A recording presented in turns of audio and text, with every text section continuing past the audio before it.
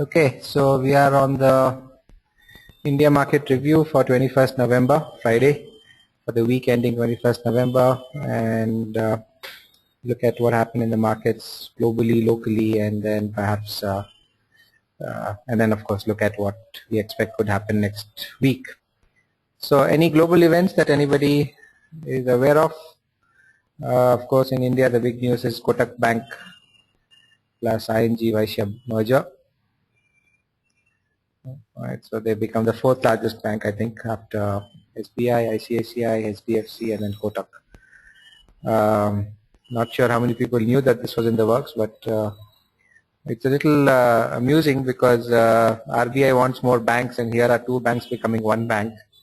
So I'm not sure how that plays out in the bigger scheme of things. So we have one bank less effectively. But anyhow, so that's one thing. Crude oil continues to be low, so and it looks like there is very little hope for it to actually go up in spite of the upcoming winter. There's some talk about Saudi Arabia and Russia now cooperating in order to do something about oil supply and all that, but we'll have to see. That's a very interesting and a very new twist to global crude oil geopolitics, because it was always America and Saudi, and now it is Saudi guys warming up to Russia. So this is really going to be interesting, and I think we're going to see some more interesting things happening in this space in the days and weeks to come. So that'll be a place to watch out for.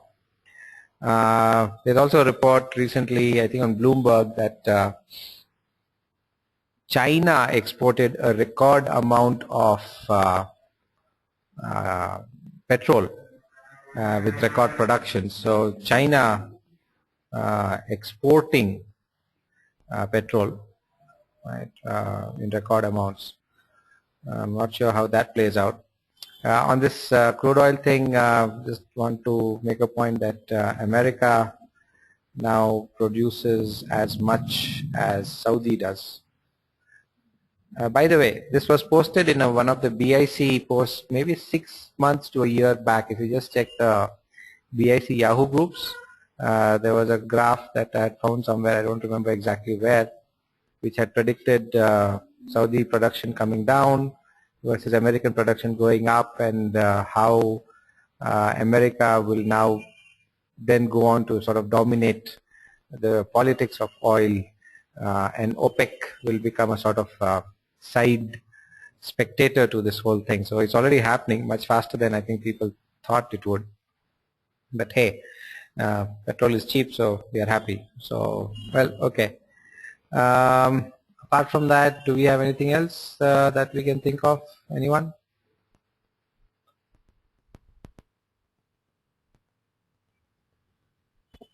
No? Okay. So that's it. Otherwise, a lackluster week. I mean, nothing great, I think. Yeah, immigration. So Obama going alone on immigration in US. But I'm not sure how that affects the markets locally or globally. But anyhow, it's a big thing playing out. I'm just trying to think of any large event. There was this huge snowstorm in New York, and more expected.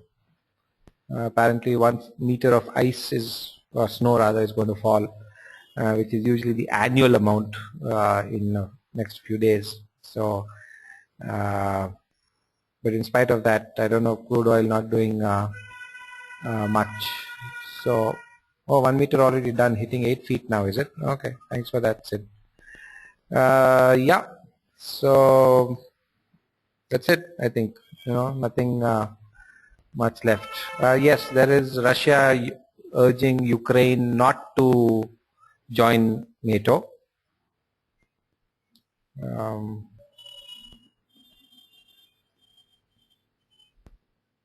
But we'll have to see how that pans out. I doubt Ukraine is going to listen. They're just going to go join NATO anyhow. I think that's sometime next year or year after that. So yeah, so that's it as far as I think any significant events are concerned.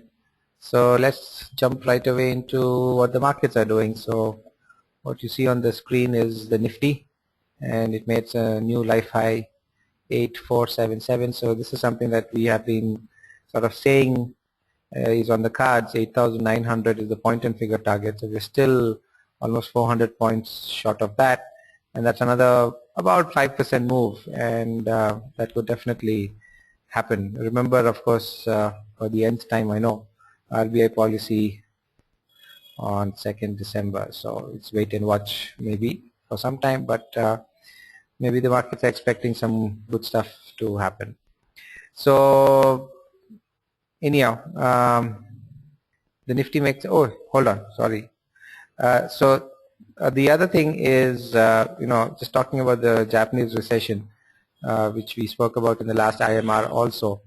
The very interesting data point that I came across is that, I don't know if the number is correct, but it seems to make sense, the concept, which is the most recent printing of money in Japan. That's like the 20th QE of the Japanese government in the last, or the Japanese central bank in the last, 30 years. And very interesting point that somebody made was that when QE3 was stopped in US, the next day the Japanese central bank announced their new, printing of money policy, which has done very well for the Japanese markets, but the country has gone into a recession. And the thing that is now being considered is whether this money printing stimulus that has been going on in Japan, at least for the last 30 years, is now not working anymore. And these policies that the government banks are, central banks across the world are following, which is zero interest rate policy, short formed as ZIRP, Z-I-R-P, has a limited shelf life, and at some point it's just going to stop working. Now the point here really is that the talk about now evidence out of the Japanese recession that ZIRP will not work. So far everybody thought somehow they will muddle through the problem and make the global economy grow. But now with the Japanese economy itself sort of not responding to this new QE, and it's a massive QE, there is now concrete evidence right in front of your eyes that look, something is not working the way you thought it would. So whether central bankers across the world will start to reconsider what they need to do now. What's the alternative? Nobody really knows, I think. But inflation is not happening, growth is not happening. There is talk about, oh yes, how come I forgot? Fourth weekly loss of global iron ore prices. So iron ore prices are going down, and they've gone down for 4 weeks in a row now. And that's again, less production, less consumption in China. So the Chinese economy itself might be weaker than people are thinking, or the official records in China say. So not much good news actually, if you really think about it, right? So then stated is now something that we have to really look at. So anyhow, so these are some additional points. So globally, if you look at it, not really much good news. And on the other hand, in India, we continue to, go up. So crude oil prices down, maybe interest rates go down. So yeah, but now I think the real fundamental question we have to begin asking is how sustainable is this up move, and are we coming to sort of its what would I say? I wouldn't say definitely not a technical top. It would be foolish to say that. But are we coming to some sort of economic headwind, which may change course in the markets globally and of course locally? So something to keep at the back of our minds, right, in the next few weeks and months. Okay, so coming back to our technicals. So the Nifty has made a new life high, nice Marubozu candle today.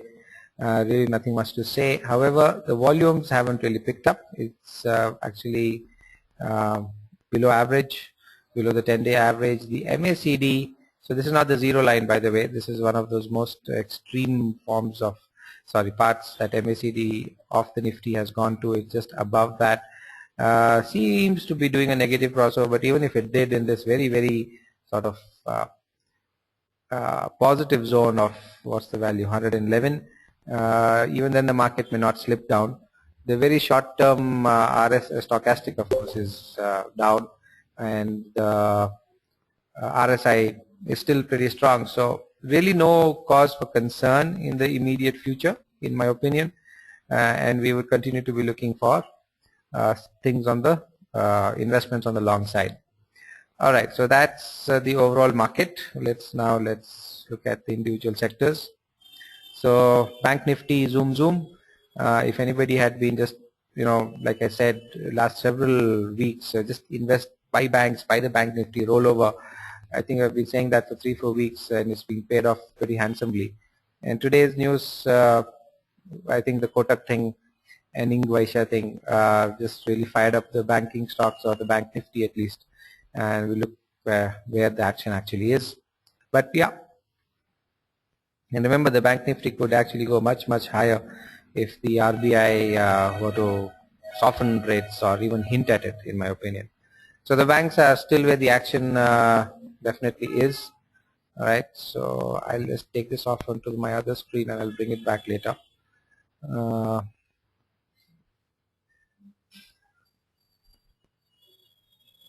That way I don't have to keep dragging it all over the place. So Nifty, Bank Nifty, banks are definitely a buy, right? And they continue to be, I think, at least till the 2nd of November.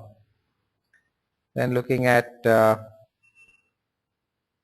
BSE Power. So the power index was at that crucial junction we spoke about last week. Well, just broke through that, but has come back and retraced with a pretty big bearish engulfing there. So it's like a double top, tweezers top sort of formation at 2200.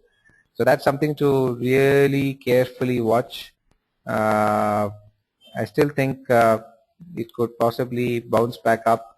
So this is in no man's land right now, and I think power specifically should be avoided and not take any position, just remain out or neutral, but and watch. But if it comes to 2100 and then goes back up, that's probably the good time to get into power. But for now, we remain neutral on it. BSE Realty, so this cluster of moving averages right there, definitely sort of putting a temporary stop to this index going up. Also has cooled off, so wait and watch. Could be a buy actually at these levels. There is some really good support at 1600. So whether BSE Realty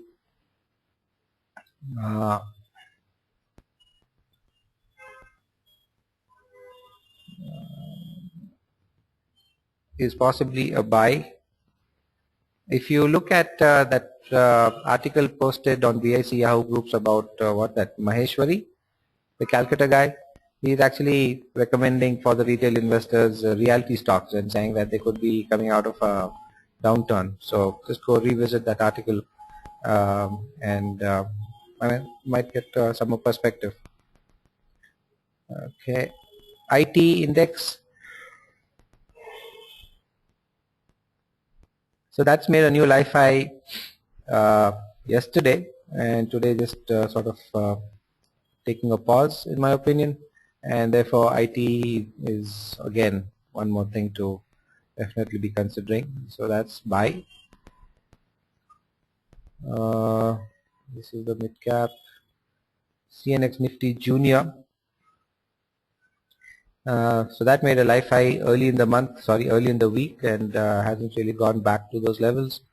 But again, we've been saying this for about 3 weeks now, 2 weeks now, that the Nifty Junior, mid cap, small cap stock seems to be where the action is, and I would continue to subscribe to that opinion. And I think even on the indicators of the Nifty Junior are relatively healthier than the indicators of the Nifty itself. So the mid caps and small caps again probably where the action is. Energy really not going anywhere. CNX Energy, I think it's again wait and watch. Nothing to do. It'd be interesting to see how much the government allows the oil companies to drop prices if crude oil goes down. Remember, they increased the excise duty on both petrol and diesel. I would not be surprised if there's some babu there in the government thinking, or the who's the petroleum minister, I don't know, saying, look, the public got used to paying 80 bucks for petrol. Why are you letting it fall in so much?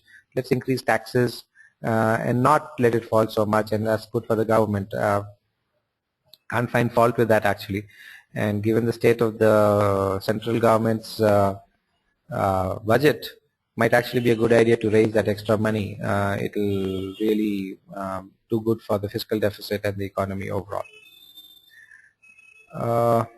Infra, one second. I'm just running through this because the BSC indices have disappeared somewhere. So CNX Pharma, this week seems to be just a temporary setback. The week before that was good. So Pharma continues to make new life highs. PSU Bank, right? So Bank Nifty and PSU Bank. So PSU Bank's continuing to do well. One second, sorry, yeah.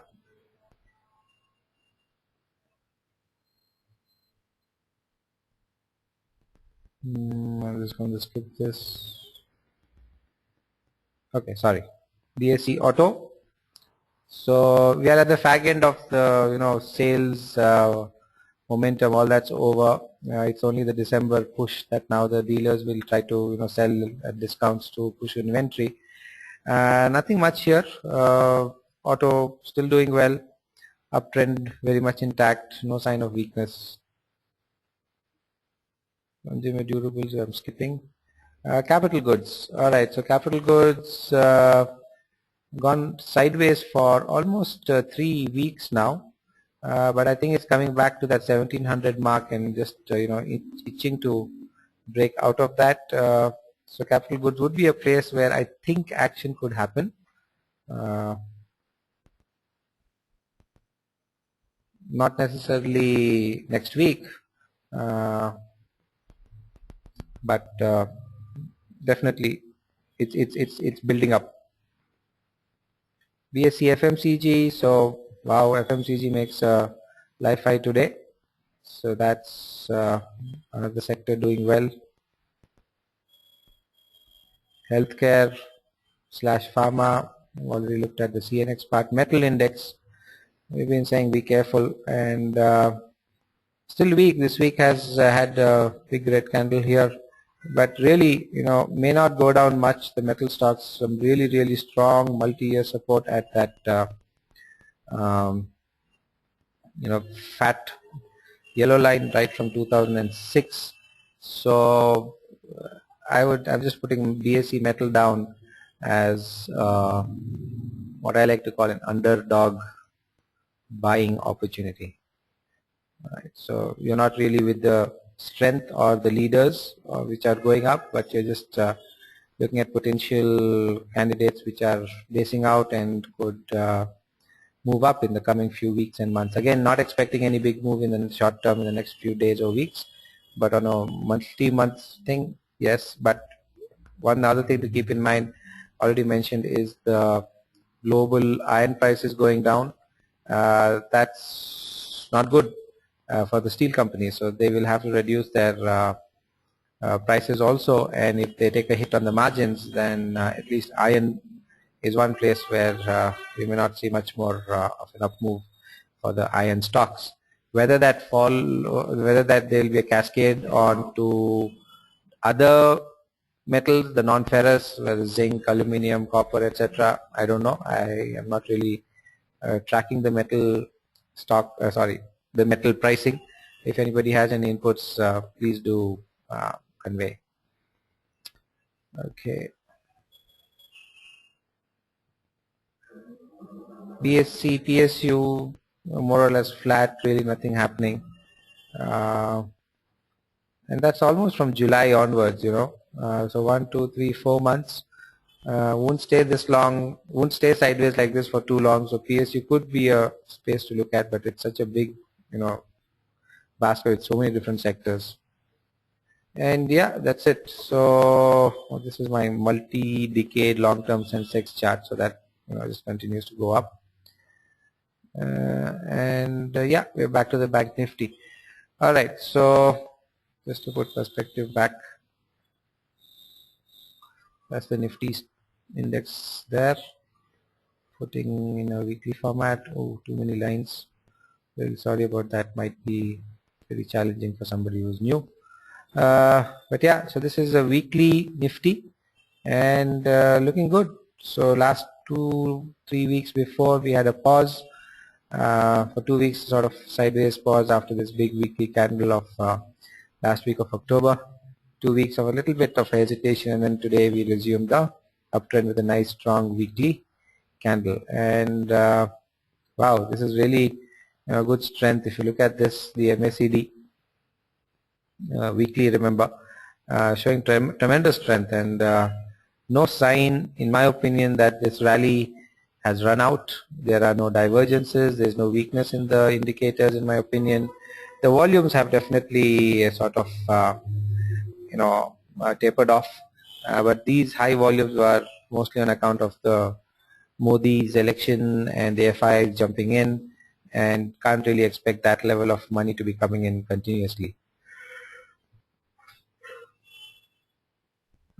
So yeah, I think we are looking at long opportunities only, right?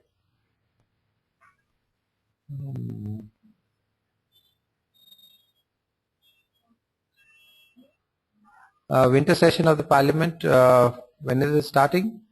And are there any important bills or any accounts 24th? So let me put that here. So that's next week.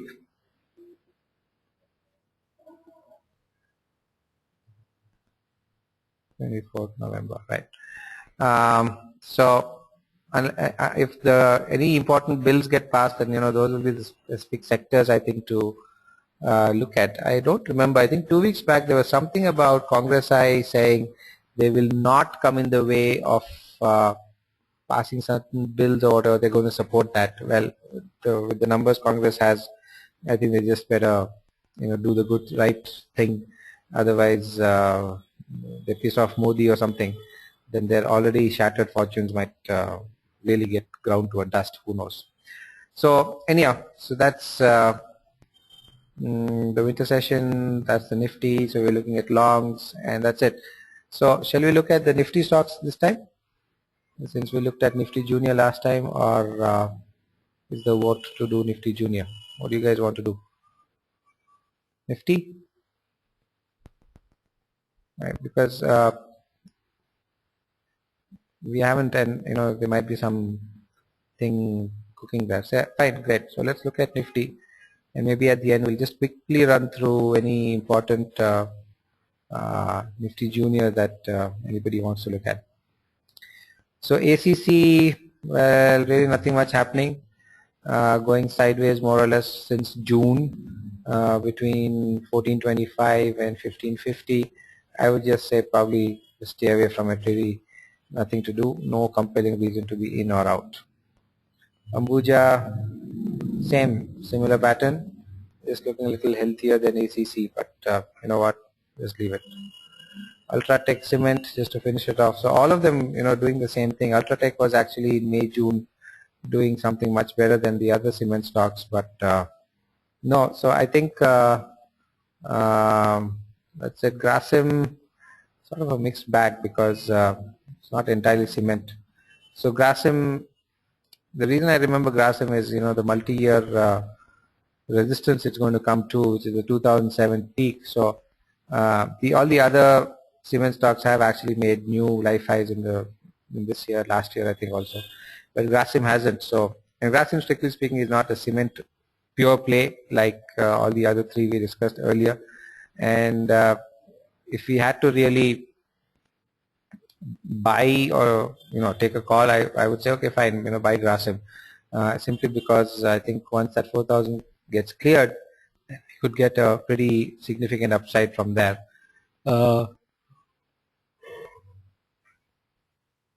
So 3,500 psychological mark, and just below that is the 50-day exponential moving average on grass. And so technically might be a good place for a trader to buy, and if you did that, then you probably put a stop loss around 3470, but it could go down all the way to 3250. There's a 200-day moving average there, and who knows, could bounce from there. So a little of a tricky situation. I wouldn't be too much of a hurry. There's definitely a sort of V-shaped consolidation going on here. Let me put a neckline. Right. So as and when that neckline breaks, I think that should be, it should break out. It should trigger a buy. And if one is playing in anticipation of that, one might even want to buy now, given that it's at a pretty good support, though not a very strong one. Okay, 3250 would be a very, very strong support, relatively speaking. Okay, so now coming to Asian Paints. So that has, well, made a new life high. I think results last week or something, if I'm not wrong, that big massive almost 3 white soldiers which are now sort of hesitating. They're not 3 advancing soldiers, they are the sort of cautious ones, the last one because of that, and then we had this red candle. So 680 gone, 700 hit, consolidating the new price, I would think, and some volume thing happened last week to really push it up. Could be something that goes up a lot more. Might take its time. So there was consolidation for almost 5-6 weeks here, mid-September to early November, at which point the breakout happened. This is like almost a sort of a flag. So if you want to look at it that way, from 640 to 700 at 60 bucks, and if it breaks out on 700, then another 60 bucks. That's almost that's 760. It's almost 10%. 770. So let's just put that down on Asian Paints. Right. Flag 80 hedge target 760, 10% upside. Right. And that could happen in a month or less than that, and therefore definitely worth tracking. So do watch Asian Paints and see. Those of you who are traders, I would say look at getting in at close to 680, 685, or even 690. You can definitely put a very, very good trader stop loss below 663. I know that's a little far, it's 30 bucks, but there are all this cluster of resist supports there. Alternatively, you could just look at buying the 700 call for the next month, I think, right? And if you want to reduce your cost a bit, you could look at a horizontal spread. Sell this month's November 700 call and buy the December 700 call for Asian Paints, or you can do a bullish spread, vertical spread if you like. So remember the flag there, so don't make the spread too narrow in case you look at a bullish spread. If this flag breaks out, then 770, you should be looking at selling the 750, 770 call if it's available. Right. So yeah, so that's Asian Paint, something you can definitely look at trading for the next few weeks. Axis Bank, sorry, there is this data, I have a bug on my thing. Just remind me to fix this at the end. I've been saying I'll do it, I haven't, sorry. At the end we look at it. Bajaj Auto, wow. So Bajaj Auto, new life high. Their KTM bikes, by the way, are doing quite well in the enthusiast community. A lot of people loving them. It's not somehow very much a public. The public doesn't seem to really know that KTM is actually owned by Bajaj, because on the KTM bikes you don't see the word Bajaj anywhere. So I don't know whether this is I'm not saying there's the KTM effect on Bajaj, but I am saying that KTM is doing well. And apart from that, good actually. So I think the next stop for Bajaj Auto is 3,000 only. It's at 2,675, 2,733. Really good support at around 2,600, and it links towards 2,750 and then 3,000 in my opinion. So while you're doing Bajaj, let's also finish off Hero Motor Company, sorry. So that's not broken out, but on the other hand, it's underperformed uh, Bajaj in the recent past, but this is a pretty impressive move. It's 2000 to 3000, in the last few months. Really fantastic move on Hero Motors.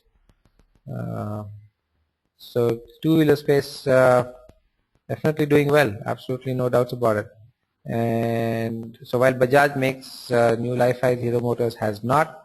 Some really good volume. I don't know, no price change, but a lot of volume happened on 7th of November. Don't know what the story behind is. But looks like it's going to, in my opinion, break out. Again, a question of getting used to the 3,000 rupees plus price, and then after that we just keep inching up. It's at 3028. What was the low? 299. Okay, so could be technically yes, it's definitely a buy. 3,110, 3,120 would be the resistance to watch out for, and then only after that for the buying. So both Bajaj and Hero Motors doing well in my opinion.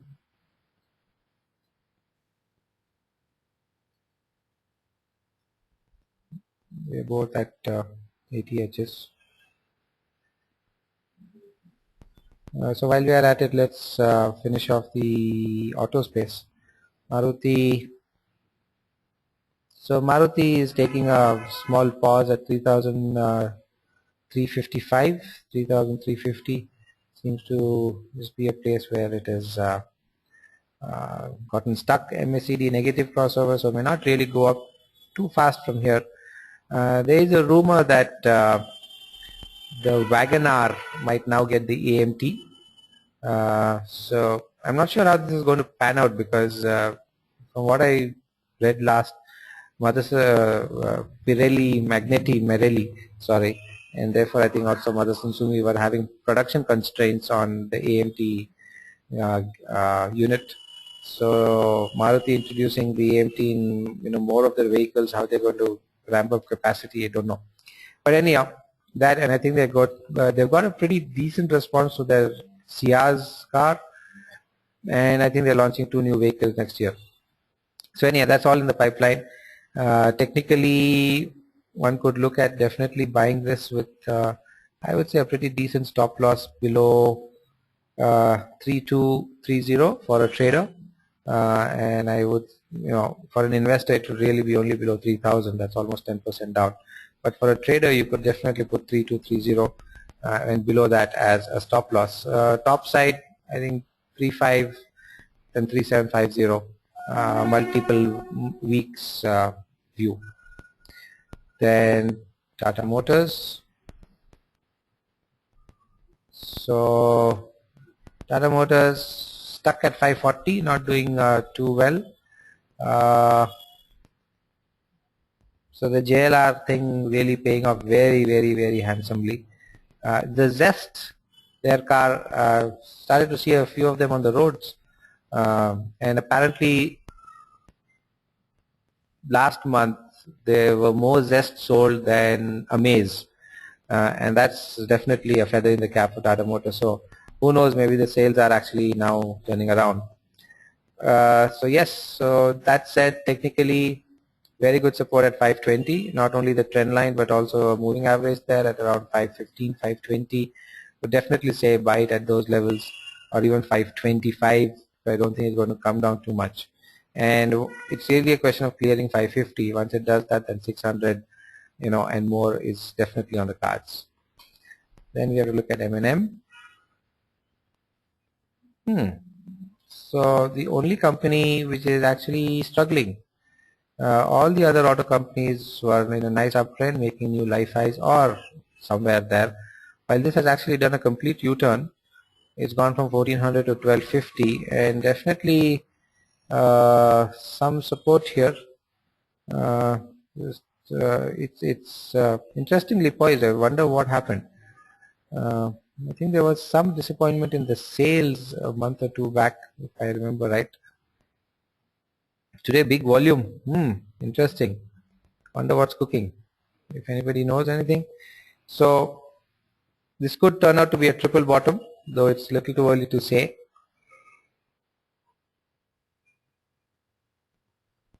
I would definitely look at buying this at 1275, 1280 and higher, and after that could actually go back to 1400. On the downside, lots of support here at around 1200. There's a 200-day moving average, so a little bit of not sure how to you might as well wait and watch. Safe would be to go long only once it crosses 1300, but then technically sort of a triple bottom here could also be a good buy. Okay, so all right, so that is M&M. Don't short, no question of shorting in a strong market like this.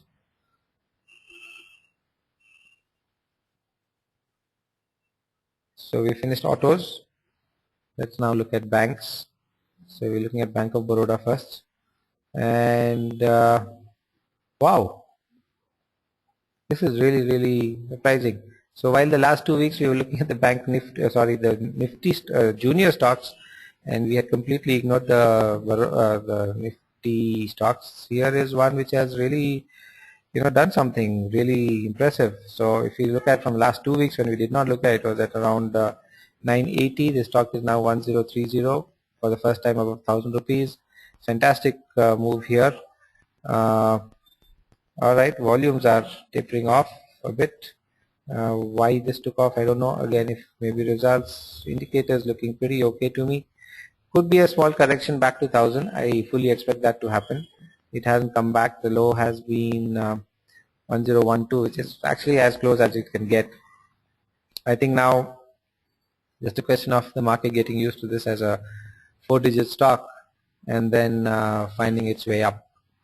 All right, so this is interesting. Lots of ways to play this. You can buy it in the spot market. You could buy it in derivatives. 2010 life high back there, breaking out. So it's making really an important new life high on the verge of, or has it? Yeah, attempting that. So I would definitely say Bank of Baroda. I'm really so BOB,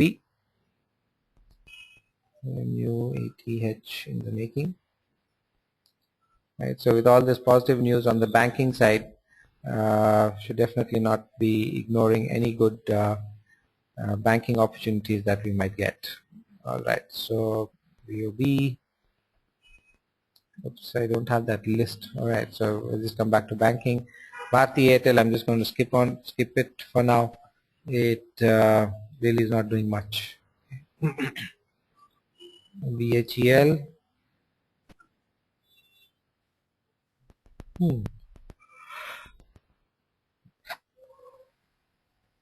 So BHEL 240, 250, lots of support in that zone from many years, as you can see, right from 2006. So technically this could be a buy, though being a government company plus capital goods. So capital goods wise, it's good, well placed, and PSU companies have been going sideways. But so sticking my neck out and just saying that there's plenty of support below, and that's the reason to probably pick it up. That it's a low risk trade, and the Bollinger Bands are really contracting now and forming a consolidation.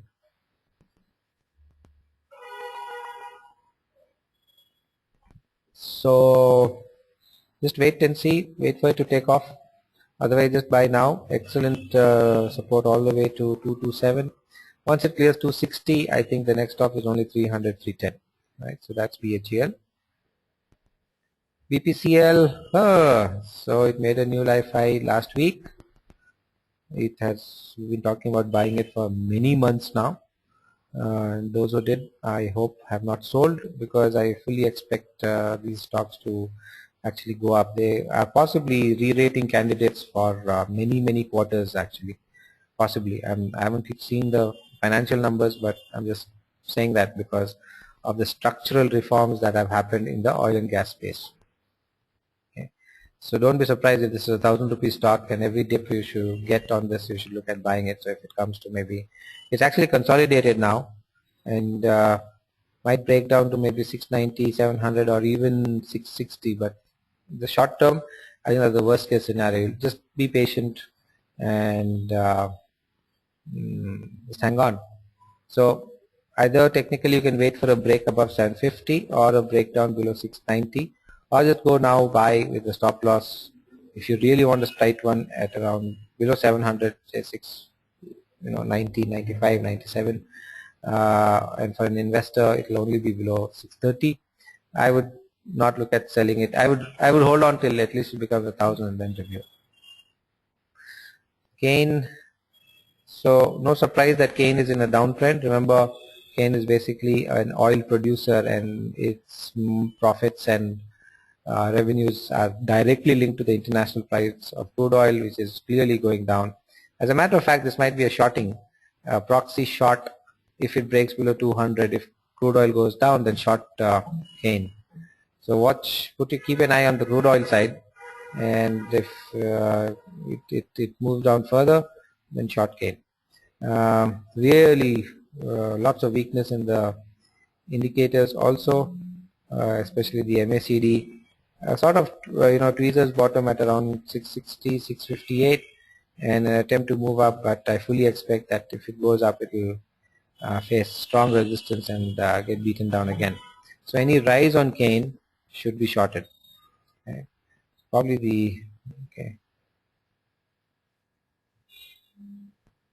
the rallies.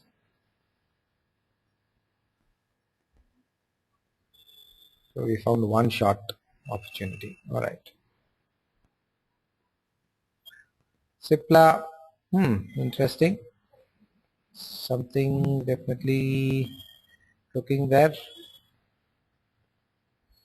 Big shadow today, but bullish engulfing yesterday. I would say wait and watch. A test of this life high at 627 happened when it came down, then settled down at that 600 psychological mark, plus also a moving average at this time, and then has gone up. But this big upper shadow here, wondering, so just stay away. May come back to 600, at which point look at the chart again, decide whether you want to do, but stay away for now. Coal India, may not do anything for at least another month or two is my guess, and I'm saying that because that coal tender thing has not really gone out. We don't know how the bidding will be, and we just have to sort of wait and watch on that and see how that pans out. So no fresh buying. On the other hand, no selling. Just have to be patient. It could come down to even 335. It's got plenty of resistances on the top, but the supports are like getting tighter, and some move will happen. Just wait for that to happen, then we'll take a call. Till then, just to stay away. DLF, so really bounced back all the way to that level of 137 plus.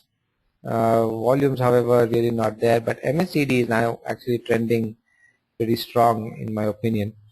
However, there is a good possibility it could still come down. Huge resistances on top. So as a trader, actually an excellent setup to go long with a stop loss at 134 on the spot. It could very get stopped out by 146, 147 once it clears at 155, and I don't think it's going to go to 175, 180 in any hurry at all. So best to wait and watch if you're a long-term person, but if you're a trader, this could probably give you some really good trading opportunities. I would go on the long side with that stop loss of around 134, 133 as I mentioned, and not be too greedy. 148, maybe 150, and even 155 for sure I would cash out, and then re-enter if the strength is still there. Dr. Reddy's, so unlike Sipla, Dr. Reddy is definitely doing well. Uh, 3,600. I think the next stop is only 4,000. Till then, you should not do anything.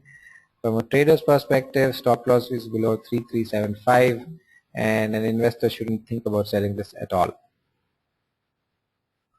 Again, just sort of, to reinforce, if one had seen this head and shoulder bottom and gotten into it long at the time of the breakout at even around 2,800 or 2,850, at least till 3,332 or maybe even 3,1 you made money. And one should remember that this long-term uptrends don't get over very quickly. If one kept that in mind, please go and look at the old IMRs. One would have actually bought here perhaps with this bullish engulfing nice shaven bottom candle, or even after it broke out here around 3,132, and at 3,5 now you're again making a 10% profit. And this, like I said, I think headed towards 4,000, so just be patient till then. Gas Authority of India, whoa, was this some bad result or what was that? No idea. So we had a big bearish engulfing, and markets now going completely sideways. Interesting. Watch. So there is a level here to keep in mind. 470 could be an excellent support. Looks tentative to me. Wouldn't be too much of a hurry to get in. And I think we already found some more high quality setups. So this is just to wait and watch. Buy above 505, and if it drops, just keep watching till it takes support and then wait review. Gold bees, haven't looked at gold for a very long time. So gold 3,100, it's now 2,400, almost a 30% fall. The downtrend has accelerated, and the only hope for gold, I think, is another economic crisis in the world, because it's just looking really, really weak. And if it breaks 2,400, then for sure 2,200 is coming. That's a 10% fall, and then we will review. And who knows, maybe even 2,000 is coming on gold. So any of you plan to buy gold for any reason, jewelry, investment, whatever, well, just wait and watch, and wait and wait and wait. So, yep, that's where gold is. Even on the weekly chart, the 200-day weekly moving average is above. So huge resistance on gold, in my opinion. Any rally, false rally for now. All right, dead cat bounce. Grasim, we finished. HCL Tech, so we are looking at an IT stock now. So we had talked about this gap, I think 2 weeks before. That's been closed, and now HCL Tech perhaps on the way to 1750. Nothing in the volume, so that is definitely a concern. But yes, lots and lots of really good support on the downside. And I really doubt it's going to drop below 1560 right now, and even 1600 is probably an excellent support. Could buy it with the target of the life high, which is at 1750, and then we review that. HDFC, so double top, tweezers top, sort of again 3 months sort of decline, consolidation sort of pattern, and 1100, 1150.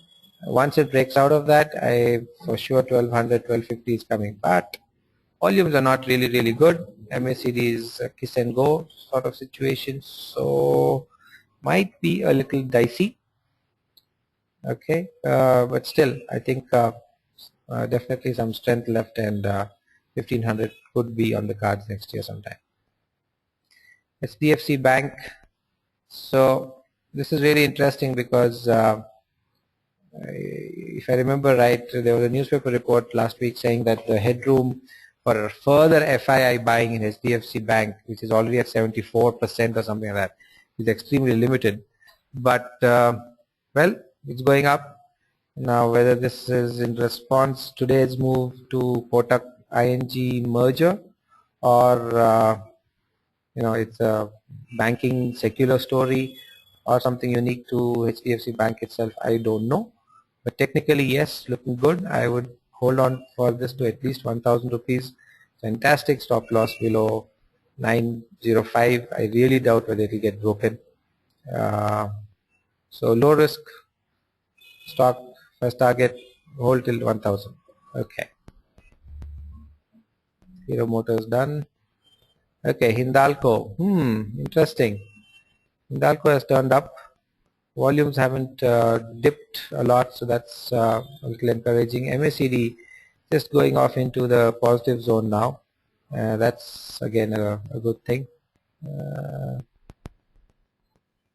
0.27, that's it, not much, but there. And really good support at 150, 140. As a slightly or medium risk trade, let me put it that way, it's definitely technically a good setup with very, very good supports all the way till 447, and once it breaks 165, it could easily be on its way to 185. In Unilever, 765, yep, you could definitely consider buying it. Technical stop loss would be 735. Once it clears 770, 775, and I think 800, 850 on the cards.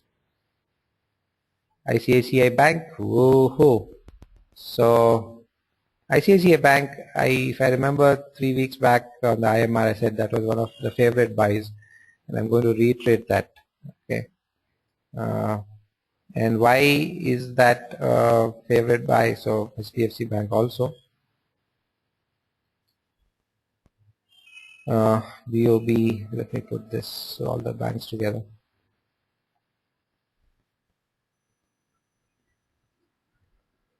Is ICICI Bank is making a new life high after many years of 2008, and multi-year technical breakouts like that tend to have a lot of strength and could go much higher. So I perfectly expect this to be at 2000 rupees in say a quarter from now, and we are talking about more than a 10-15% move on that. So ICICI Bank it is. I would even go to the extent of saying, sticking my neck out and say, roll this with FNO and multiply your profits. Put, of course, stop losses, and those of you who know options should look at option trades to leverage your capital. Okay, so 2000 is my target, no selling at all. Don't even want to give a stop loss, but if you need one, then it's below 1650 in my opinion, and don't be surprised if it comes down and then all these many moving averages there to give support, and then it bounces back up again. Okay. Hey, by the way, ICICI Bank chairperson Chanda Kochar, her daughter is getting married sometime soon.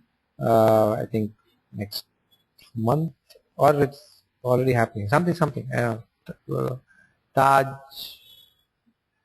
West End, Land West End, whatever that thing is in Bombay.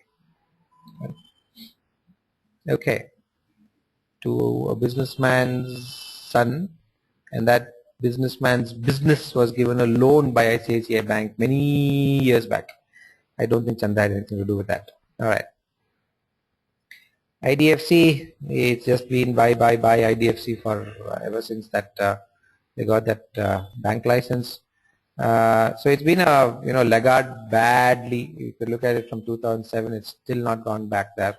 But given whatever the banking story is and what they're going to achieve out of that, and remember there's one bank less now with the Kotak ING merger. So I wouldn't trade IDFC at all. It's for me a good investment opportunity, and therefore just keep buying it. Okay, IndusInd Bank. So we've been saying buy. Today this is a rounding top, and tentatively there is a sort of neckline there, I would say. Today's up move or the down move curtailed, cut short by I think the Kotak sentiment. Volumes picking up. MACD crossover happened a week back. I would, from a trading perspective, I'd give this a little more time to gather its legs to go for the next up move. But leaving that aside, it still is a buy for the investor with 1,000 rupees as the next target. Okay. Infi, so Infi's made a life high again. Yep. So while we were not looking at it, oops, and MACD might be doing a crossover. So there is Infi for you at 4,250.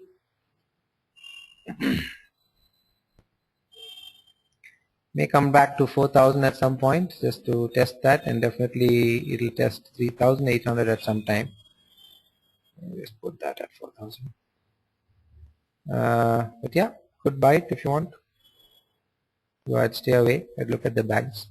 ITC, so that's why the FMCG index really went up, but no volume. So what's going on?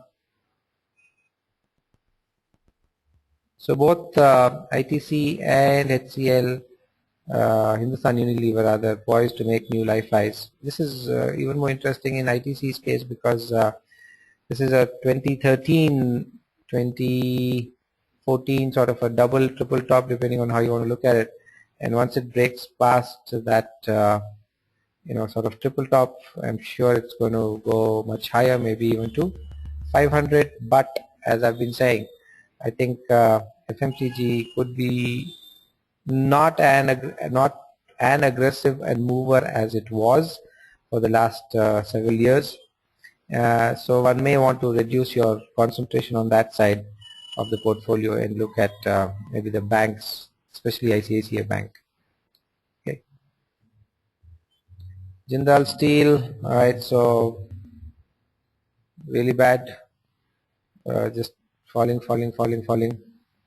really, and I don't know whether the global reduction in oil price, in iron prices, which is having this impact, but if there is one to short, then where is this? Rallies on. I'm going to put this as a separate thing. Jindal.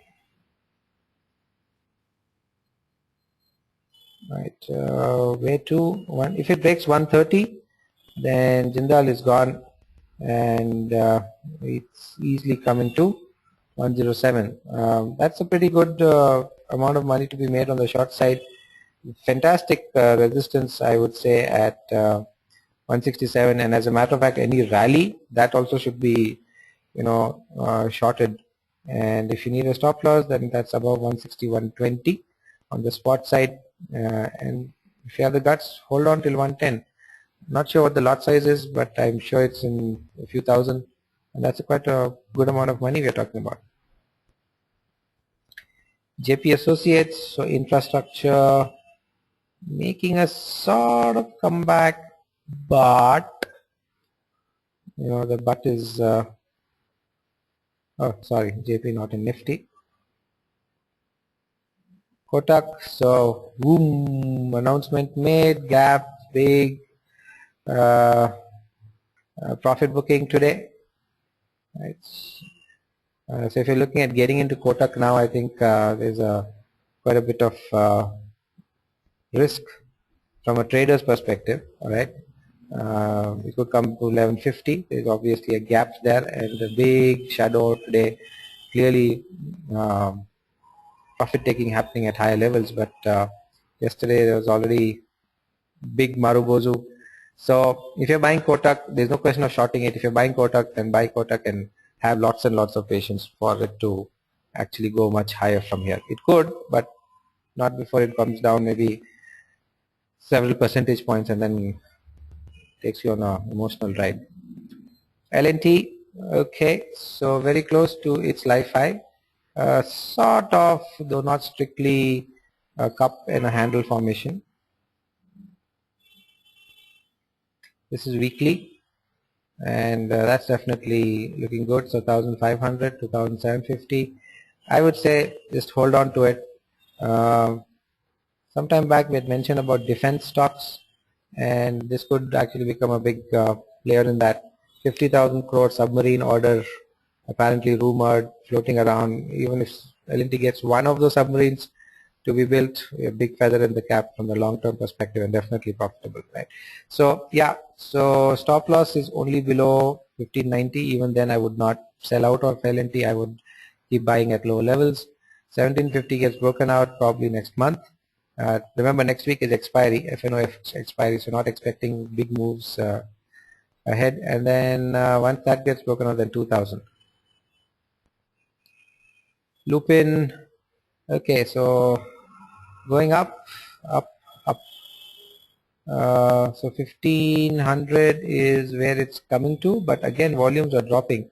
So actually that's been a common thread across, I think, almost all the stocks, where the up moves, whether it's pharma, non-pharma, whatever it is happening, but the volumes are not really that convincing. So I don't know whether that's a sign of things to come. So let me put this here. Overall uh, volumes are less than average or just average on many stocks. Trouble ahead? Don't know. So price is what makes us money, not volume. Remember that. Till then, just keep holding on. But loop in here, if you look, lots of candles with narrow bodies, dojis, spinning tops, and big shadows. So definitely not a good sign. So maybe at 1500, it's going to take a pause and then come down. But really, at this point, apart from the weak volume picture, there's really nothing much else to say that suggests that Lupin could come down. And when I'm done, Maruti done. McDowell not there, right? NMDC, NMDC. So there's some strong stock, quite a few stocks in a strong down move. Very interesting. So this is like another stock to short. Hmm.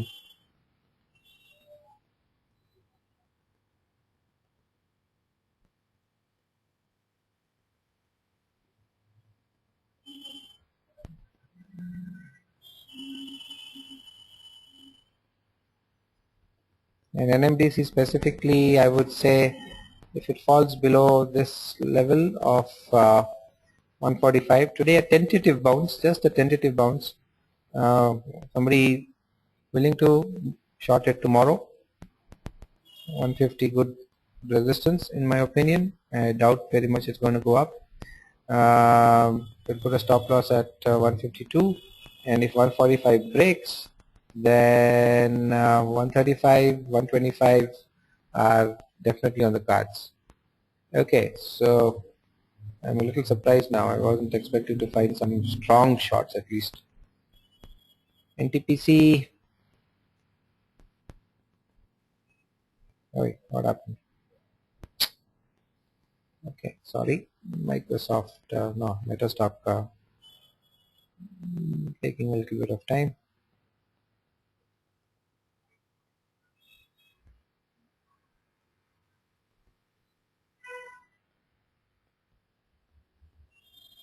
Okay, so NTPC, I would say just let's pass it because it's just at that very critical 145 place. It's been there for almost 2 months, and let it go above 150 or below 135, and then we take a call. ONGC, this is surprising. Oh, actually it isn't. So ONGC, remember, is a crude oil producer more than anything else. And crude oil coming down means less revenues, means less profit. So while it's great for the oil marketing companies, not good for the oil producing companies. So Kane, ONGC, Oil India, all those. So this is interesting because at a very important, very important level of 200 sorry, 200-day moving average of 380, and if the 380 breaks, then 360 could be coming quite fast. I would even say, sticking my neck out, you could look at shorting any rise till 400, and a really good stop loss would only be about 406. But if I look at very short term, next 2-3 days, then even up to 390, 395, if it goes up, short it. The real thing is it has to break 380 and then the big money will come. Okay, so putting this back on a list of shorts, where is that?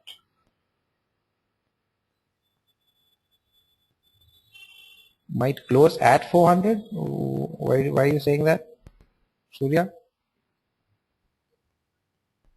Why close at 400? I mean, if it goes to 400, that's still short. I would only cover the short above 406, 407. Options. You're talking about doing an option trade. Yeah, you buy the 400 put, buy the 380 put. Oh, options data is saying it might close at 400. Okay, fine. Option chain. All right. Well, technically, it's not adding up right now. Okay. I would say this data could change. Because remember one thing, whatever you're talking about, so of course, there's a point of view that you can take from the option chain and option max pain data, but crude oil right now is going through, I think, turbulent times from a global perspective, the politics of it. So if any announcement gets made, okay, you can forget about whatever that option chain data is telling you. Whatever our option chain data is telling us about ONGC is nothing compared to the global forces that are acting on crude oil. So I wouldn't look at option chain this time around on ONGC, or for that matter HPCL, BPCL with too much of weightage. I would reduce the weightage. As a matter of fact, I might as well not even look at it. Simply because I think there's event risk on oil at a global level, right? So I hope that I got the message across. Any questions, do let me know. Making sense?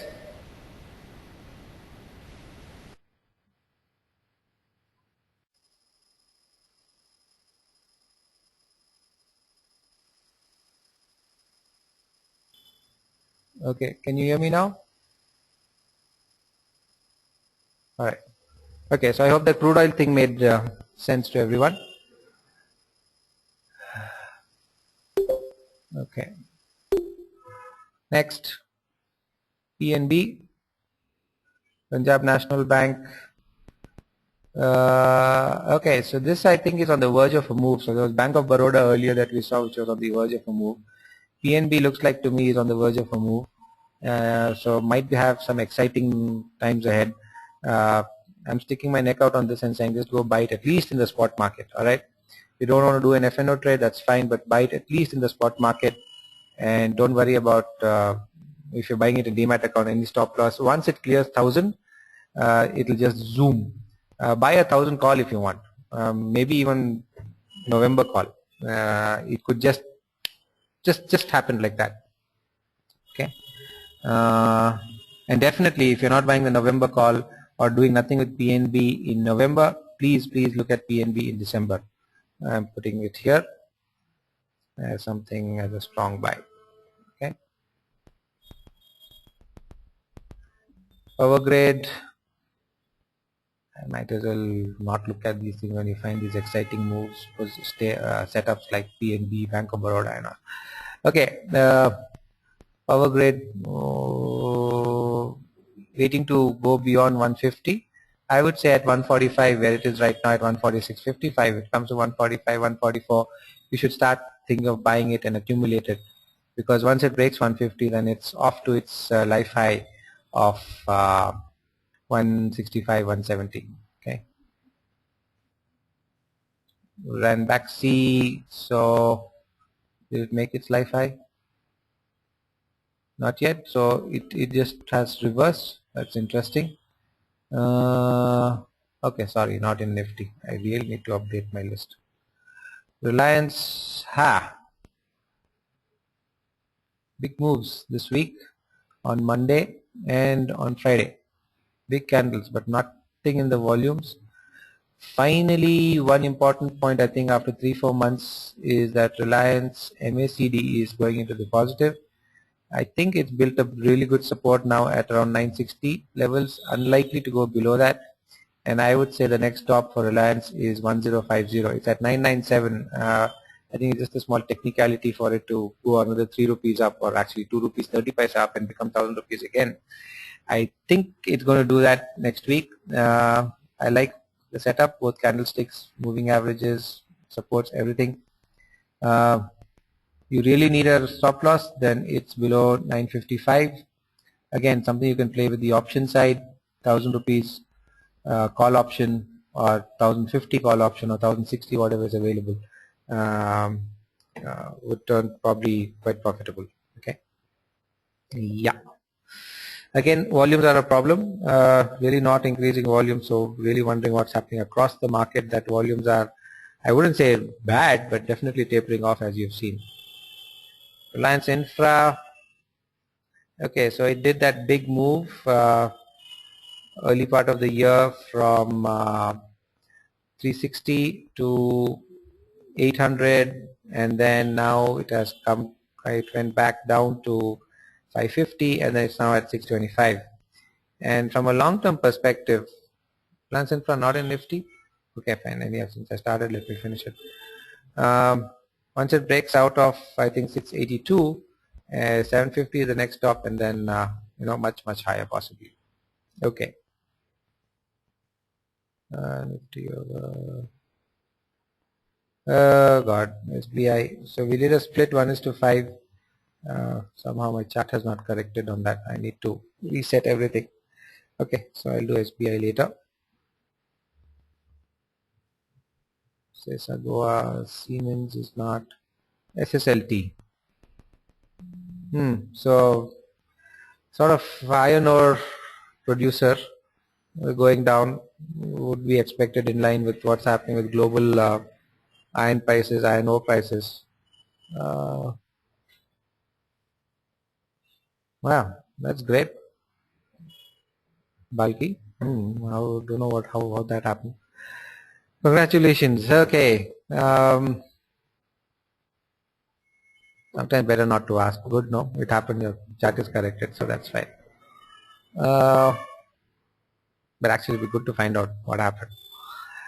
SSLT. So no surprise that it's going down with the global crude oil prices. Wow. Why yours all got corrected, mine didn't. It's the same database I'm using. Okay.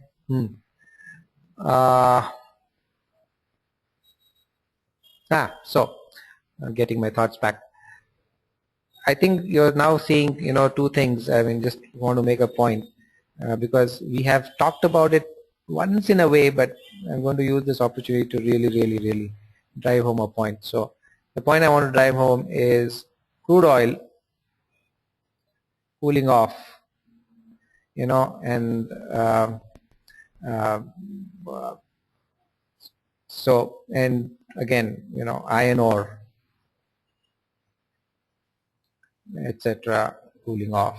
1 minute, just give me one. I was just checking on iron ore. So it's iron ore, not so much iron, that has really cooled off. So iron ore. So the thing here is you're looking at how the actual raw material price is affecting stocks. And what I'm referring to is the conversations we've had before about the value of looking at commodity prices and then connecting that to the stock price and getting a secular idea about how the stock price will move. I know that most of us are not into commodities, and many of us may never get into commodity trading. That's fine. But the value of tracking commodity pricing and then connecting that to the stock, I think it's extremely well reinforced here with these data that we're looking on, SSLT or Jindal, etc., and crude oil, and how these respective stocks are behaving depending on where they are in the the whole chain. So ONGC cane going down, but HPCL, BPCL going up, SSLT going down, and Jindal going down, and we'll see.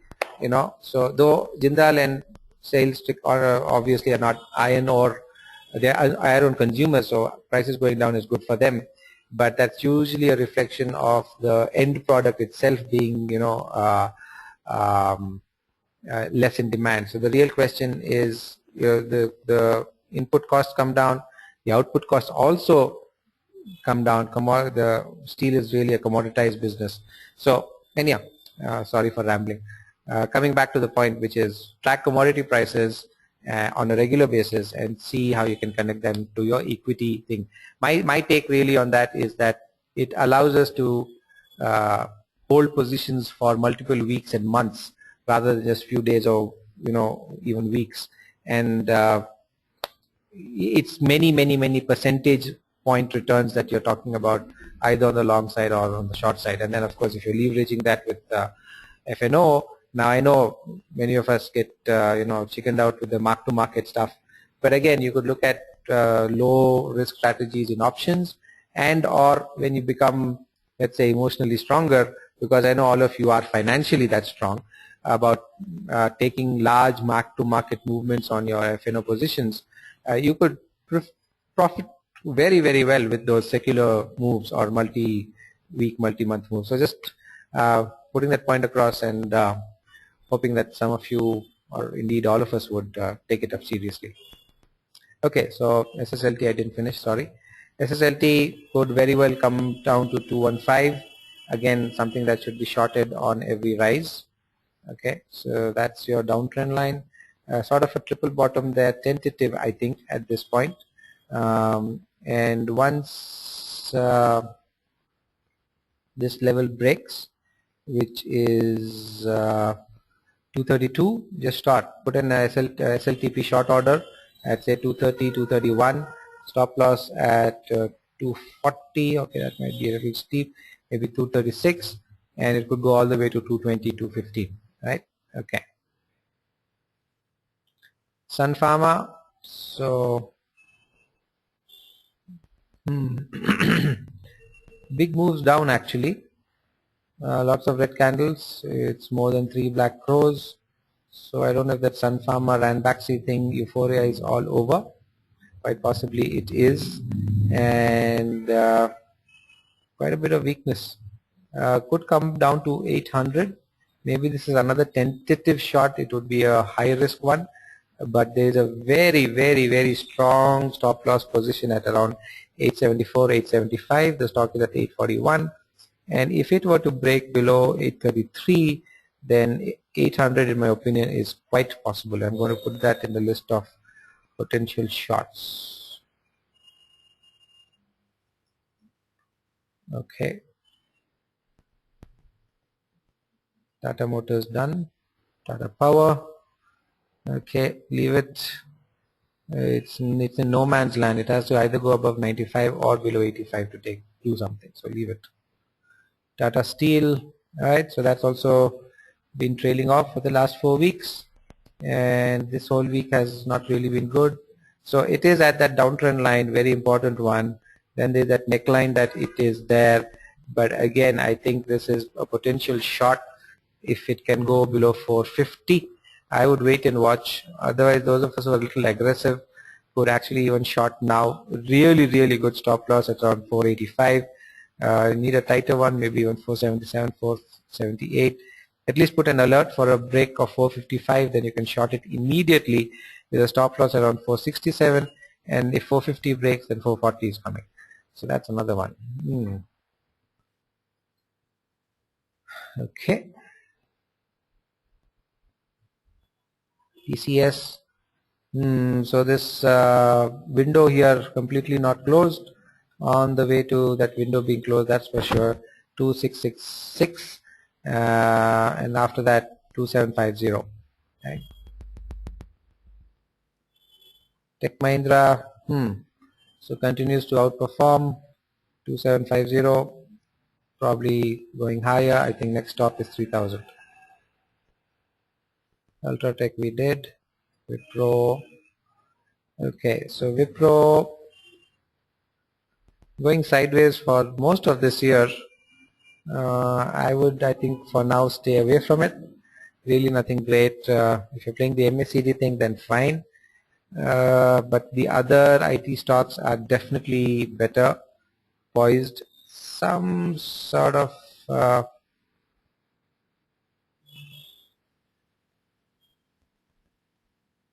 maybe a consolidation, a bowl happening there. So if you're playing this pattern, then can go long even now, I would say, and a stop loss at 557, and once it clears 580, then 595, 600 is on the cards. Okay, that's it. Did I miss anything from Nifty?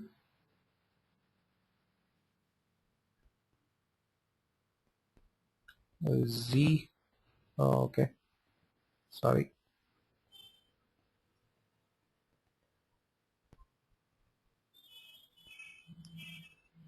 Hmm.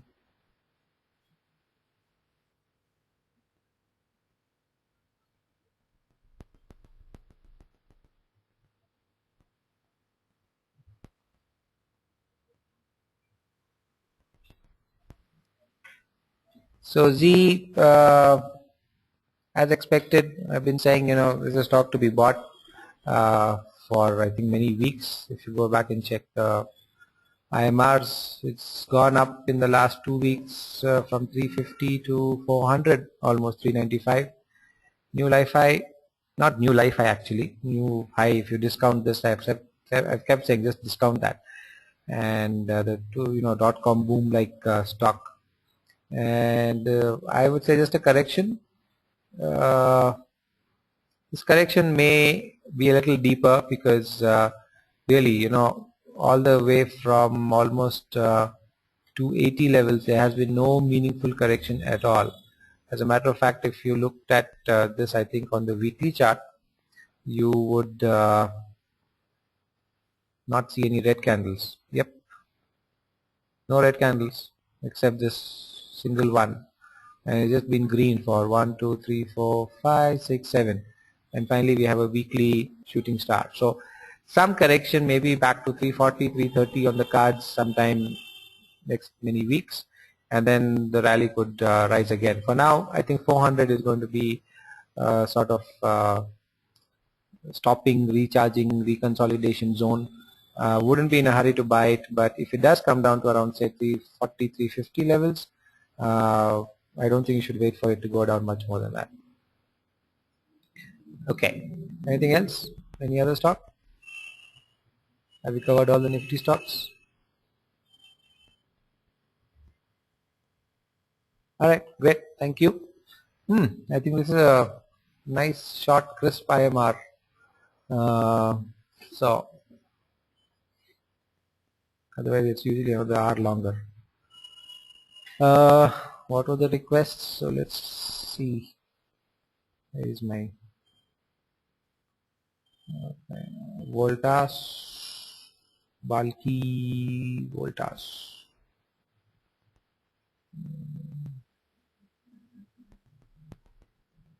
Excellent volumes today and earlier this week.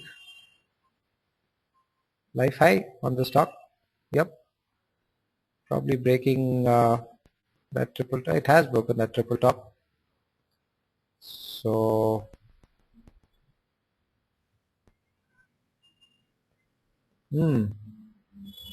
definitely a buy. Good one, bulky.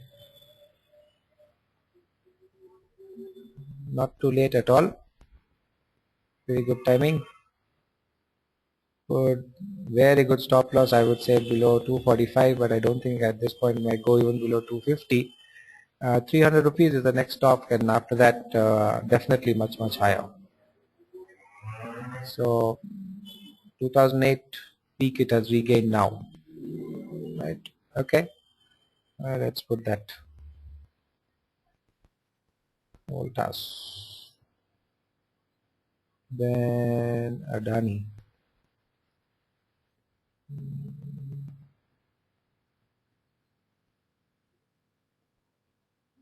I think we had said last week to buy Adani ports, if I'm right.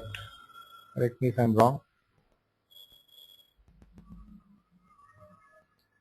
And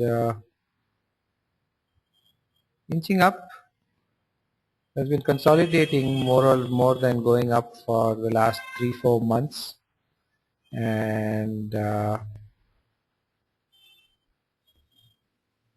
300, getting used to that. Now there's this controversy with Adani Enterprises. I think that $1 billion loan SBI is giving to Adani Group or Adani. It's not to Adani Ports. Now whether that could become a bigger issue, just an event risk that you have to keep in mind. But technically this is good. Stop loss below 287, and once it may consolidate here for some time, then I think 330, 350 is definitely on the cards. Sriram Transport.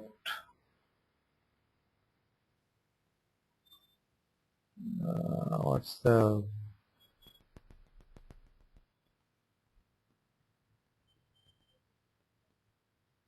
yeah? That's another stock to just buy. Has broken out of its life high of 2010. So talking about multi-baggers, the stock in 2000 was 6 rupees 25 paisa, and this stock is now 1,000 bucks. And well, okay, let's not look so far back. Even in 2009, this was a 300 rupee stock, which is now 300 by 3 plus, 3 times up. And it's probably now going into another level altogether. I would say for the last 3 years, it just sort of consolidated. You can see very clearly how the life high of around 900 was played around with for almost 5-6 months, and then a sort of not very convincing, but fresh up move seems to have started. And the long-term thing would be if the economy recovers, commercial vehicle sales and all that recover, this could be definitely much higher. Technically, stop loss below, I would say 1020, but it could just come to 1,000 bucks and then go up again. That's the problem we have. If you're putting it in a spot account, I would definitely hold on to it for much higher levels. There's no selling at all. And as a trader, if you really need a stop loss, I already mentioned, I think it'll be below 1020. Okay. Anything else? Last few? Once in a way we can sleep early on Friday. Want to close?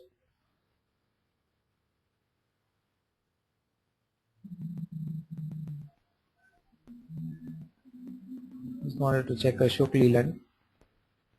Okay, so that's went to 55, pulled off. And it's one of the stocks we've been saying buy. Consolidation time for it, that's all in my opinion. Could come down to 50, and if it comes down to 50, you should have an order sitting there to buy it, right? And if it comes down to 40 for whatever reason, just go pick up lots and lots of it unless it's a major event. It may not actually come down to 50, 51, 52, that's it. Gati. Oh, big moves. So that was the 2008 peak, and now went beyond that just a few months back. 200 correction, some big volumes. This is just profit booking. This is not selling. 250 could be a psychological mark that it may not go below, and the selling has clearly stopped today. And Monday, if it comes around 260, it's at 275.80 now. 260, 265, 255, you should definitely think about buying it. I don't know if it's in the FNO space, but that 250 call would have definitely become cheaper in the last 1 week, and you could consider buying it for December. Done. So just to reiterate, I think today's thing, I'm a little surprised as to the number of pretty good shorts that we found. There are also a number of good buys which are there, especially the banks and Voltas, HDFC, PNB, ICICI Bank and Bank of Baroda. That's where I would focus on if I was doing a trade or spot for the next coming week, at least till for the next 2 weeks actually, given RBI policy. There's a good one on Asian Paints in terms of a flag. And in case the market turns weak, then I think you should have um, uh, Kane, Jindal, NMDC, ONGC, Sun, and Tata Steel in a watch list to short if the opportunity arises. Okay, done. So Surya wants to, you want to discuss something else apart from stocks? Is that what you're saying, Surya?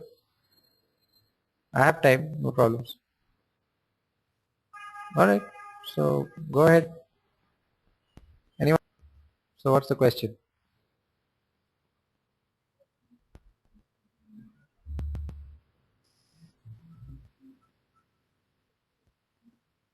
Okay, so while Surya puts it in, so I think good week ahead. Lots of stocks after a very long time, both on the mostly on this long. We have some shorts also. If nothing else, I think there'll be some really good learning opportunities in the week ahead. Remember uh, the uh, what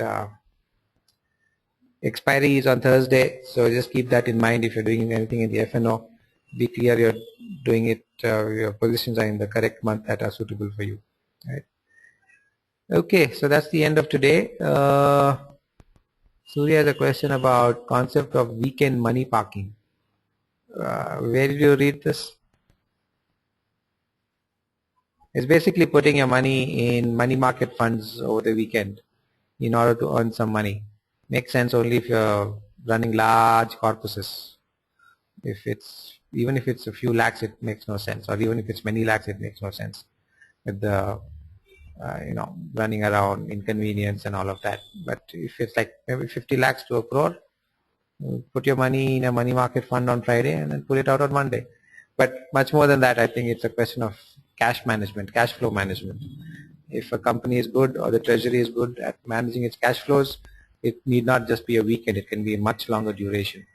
And if you run a tight ship on the cash flow side, then depending on the corpus, uh, just doing that and managing your cash flows appropriately and investing the short-term money in short-term investments could easily make several lakhs for a company, assuming that the corpus is a couple of crores. That's several lakhs over a year, right? So yeah, basically that's it on weekend money parking. So either you have lots and lots of crores that obviously none of us know about, so you're one big chupar ustam, or you're picking up money somewhere, or this is for some company, I don't know. But anyhow, good question.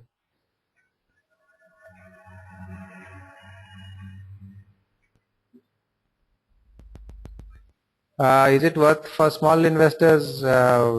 Give me a number. What does small investors mean? If it's something like 10, 20 lakhs, it's not worth it. Yeah, all the running around.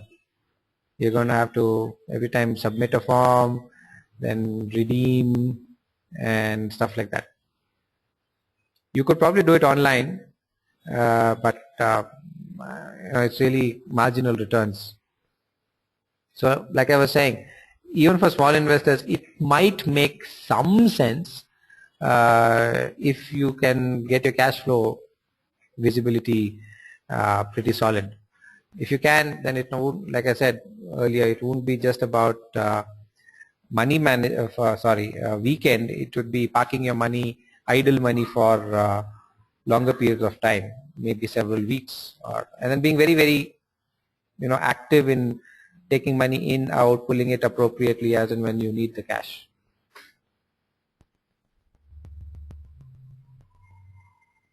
Because especially from a corporate perspective, the money is usually sitting in a current account, which is giving them 0%. But for a small investor, your money is probably sitting in a savings bank account where anyhow you're getting, 4% calculated on your minimum balance every day now. So how much extra will you get may not make sense. But if you are running a current account with 0% on it, then it makes quite a bit of sense.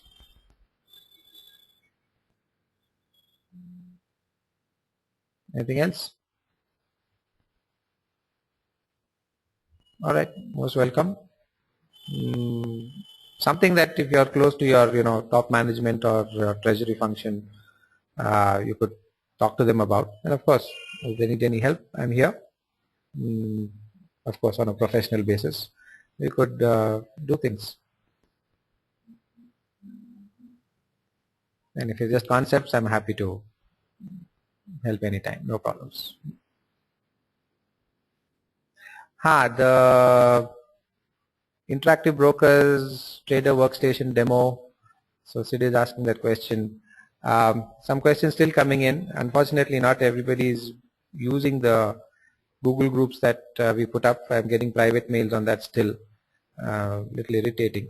But anyhow, so probably definitely next week. I just need to set it up. So while we are at it, at least can you guys tell me what timings work for you? Oh, I think it'll be not more than 2 hours. Right, so said mornings. Balki, mornings will work. Arman, mornings will work. Umesh, I don't know. Are you on the IB group or not? So something like 10 to 12 or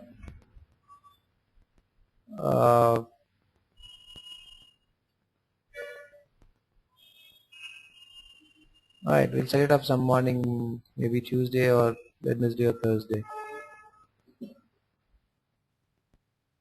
Yeah, okay. Thanks for reminding me on that. It was there on my calendar, but I'll sync up with the IB guys on Monday morning and set it up. Yeah, Tuesday, Wednesday, or Thursday. One of those 3 days. 10 to 11. 10 to 12 works. Okay, great. Fine, done. Any other questions? No? Okay, great. So nice short, crisp IMR this time. Thank you guys for participating. Have a great weekend. Follow this through, and that there's always money to be made. So make some money. Okay. All right. So thank you and good night.